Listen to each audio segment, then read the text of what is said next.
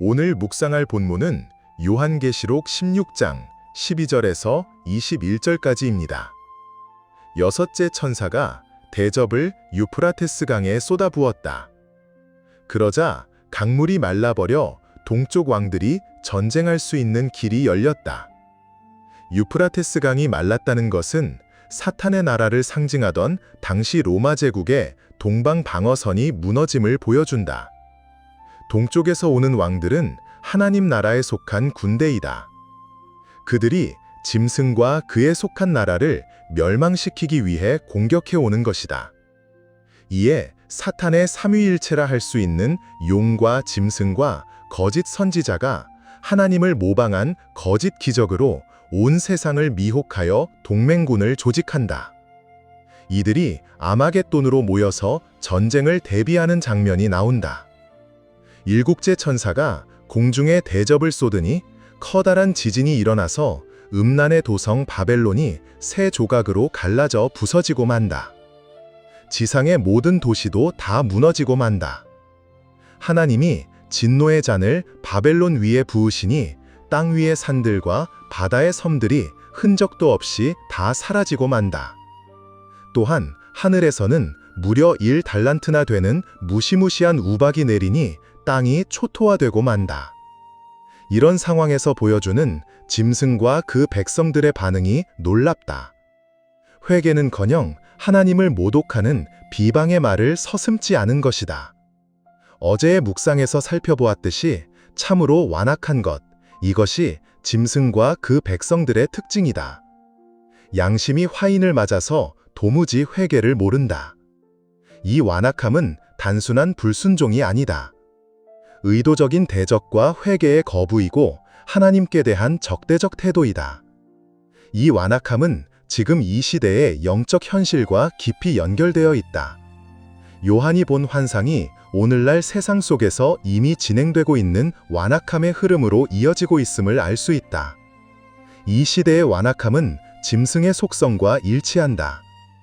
양심의 경고, 성경의 교훈이 주어져도 도무지 반응하지 않는다. 묵은 땅이 되어 있고 딱딱한 길바닥 마음이 되어 있는 것이다. 진리를 무시하고 거짓에 열광하는 시대이기도 하다. 오늘 이 시대는 진리보다 감성, 사실보다 감각, 바른 말씀보다 자신의 귀를 즐겁게 해주는 거짓 메시지를 따르는 경향이 많다. 또한 하나님을 대적하는 세력과 문화가 마치 정상인 것처럼 포장된다. 오늘날 정치, 미디어, 교육, 문화, 심지어 일부 종교까지 가세하여 하나님을 배척한다. 포스트 모더니즘이 사회 전반뿐만 아니라 신앙에도 들어와서 절대 진리를 배격하는 이러한 시대이기도 하다. 짐승과 그 세력들의 이러한 완악함이 종말의 시대를 살고 있는 이 시대의 모습인 것이다. 이런 시대의 흐름 속에서 살고 있는 나에게 15절의 말씀은 큰 도전이 된다. 보아라, 내가 도둑처럼 올 것이다. 깨어 있어서 자기 옷을 갖추어 입고 벌거벗은 몸으로 돌아다니지 않으며 자기의 부끄러운 데를 남에게 보이지 않는 사람은 복이 있다. 종말의 날은 분명 재앙의 날이다. 하지만 주님의 재림을 준비하며 사는 자들에게는 복된 날임이 분명하다. 주님의 재림을 준비하는 삶은 깨어있음에서부터 시작된다. 이것은 하나님의 사람으로 살아가기 위한 가장 본질적인 삶의 태도이며 특히 종말의 시대를 살아가는 나에게 주어진 영적 생존의 명령이다. 아마겟돈이라는 최후의 영적 전쟁이 벌어지는 긴박한 장면 사이에서 주님이 직접 주신 명령이다. 이는 마치 혼란 속에서도 길을 찾게 해주는 나침판과 같다. 깨어 있다는 건 정신을 바짝 차리고 방심하지 않는다는 말이다. 영적으로 민감하고 주님의 임재와 말씀에 즉각 반응할 준비가 되어 있는 상태를 말한다. 미혹의 영이 온 세상에 편만에 있기에 내 마음을 지키고자 하는 각별한 노력이 없으면 큰일 난다. 깨어 있어야만 세상의 거짓과 유혹에 쉽사리 휩쓸리지 않으며 하나님의 뜻과 진리를 내가 분별하게 될 것이다. 깨어 있을 때 말씀에 즉각 반응할 수 있고 순종할 수 있으며 죄가 들어올 때 즉시 돌이킬 수 있는 것이다. 깨어 있어야만 내가 입은 옷을 지켜낼 수 있을 것이다. 의의 옷, 예수 그리스도의 보혈로 말미암아 씻어낸 거룩한 세마포를 더럽히지 않게 될 것이다.